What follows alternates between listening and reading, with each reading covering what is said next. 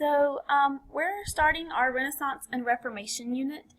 And for just for a second, I want you to think about what Renaissance and Reformation might be. So go ahead and pause your video, maybe even jot down on your note sheet what you think Renaissance is and what you think Reformation is. So you'll just go ahead and do that right now. Okay, so we'll talk a little bit today about what a Renaissance is, and Reformation will start tomorrow. But Reformation basically is just almost a revolution. It's a different way. It's a different way of doing things, and we'll talk about what a Renaissance is right now.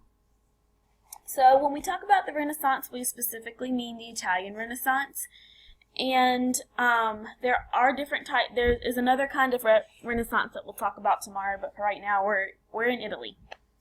So around 1300, there were some changes in society in Europe. So we know that the Black Death, we know that there was starvation and warfare had overtaken Europe, and this led to an immense loss of life.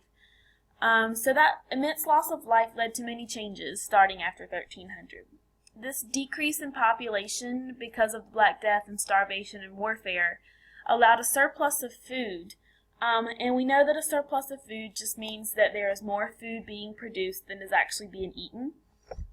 Which led to cheaper food prices and more money by other people to be spent on other things. So think about if you're in Italy in 1300 and after. If you have a surplus of food and you have more money, what kinds of things are you going to be more interested in rather than just living day to day, making sure you have a meal on your table? So the areas of Europe, they began to specialize in production of specific things. So like England specialized in the production of wool, while Germany specialized in grain production.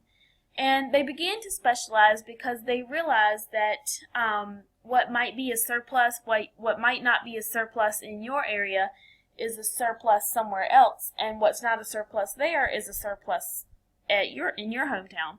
So you're going to realize that money can be made off of that surplus. So you'll start to trade with other people because of those trade networks being so open, like through the Silk Road and through free towns and trade markets and stuff like that. So specialization meant that regions had to trade for the products that they did not produce. So the rise of city-states, yes, like the Greek city-states that we talked about in Greece. The territory that's now Italy is divided into several large city-states in the north and then various kingdoms and the papal states in the south. So the Roman Catholic Church, the nobles, the merchants, and artisans of these cities dominated society. So we have the first of one of our city-states is Venice. It has access to the sea, and it built its economy on trade. So shipbuilding and sailors, along with trading networks, is what defined Venetian society. And these merchants became the richest in the world. Just think about how valuable having a safe trading network for someone else can be at this time. So they would trade with the rest of Europe and the Near East, so like Jerusalem and that area. So another city-state is Milan. Milan had an economy based on agriculture, silk, and weapons, which are all very valuable things in this time period. And Florence was famous for its banking and its cloth. So a little bit more than the cloth, the banking was extremely important in this time period because Florence was so wealthy and handled their money so well, monarchs from other areas would ask Florentine bankers for funds to fight in wars. So just think about how powerful Florence might have been if the King of England or the King of France didn't have enough money for a war he was fighting. He would come to you, and he was indebted to you, or you were building credit off of a king.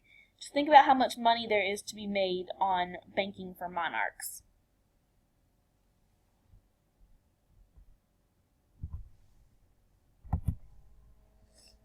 Alright, so as the economy and social structure of Europe changed, new ideas began to appear. So these ideas led to a renewed interest and development in literature, art, science, and learning. And just think about why those new ideas appeared. So, like I said earlier, there was a surplus of food. People were able to trade more. So you had more time to think about specific ideas and how things could be thought about. So this renewed interest and new developments in literature, art, science, and learning became known as the Renaissance, which is French for rebirth. So it's complete deviation from the old way of doing things. It's a new way. And inspiration for the Renaissance mostly came from Greek scholars. So in this time period in Greece, the Ottomans were invading, and Greek scholars flocked to Italy to get away from the Ottomans. And when they came with them, they brought works by ancient writers like Plato, like Aristotle, like Socrates, and some of the Greek scientists that we talked about. So the Italians had actually thought these written works had been lost. They had resorted to retranslating the Muslim translations of the Greek scholarly works, and like we hear a lot, things can get lost in translation. So the Italians had thought that the old manuscripts and the original books had been lost. So now that they knew that not to be true, a whole new world of ideas opened to Italians, especially Italians who could read, and they scoured their libraries to find new or lost texts.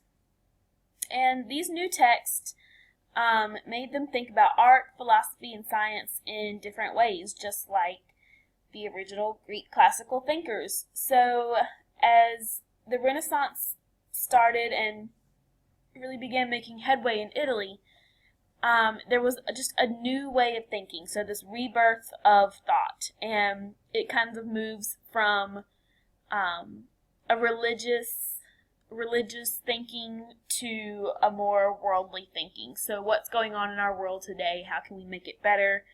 What's making it worse? That type of stuff.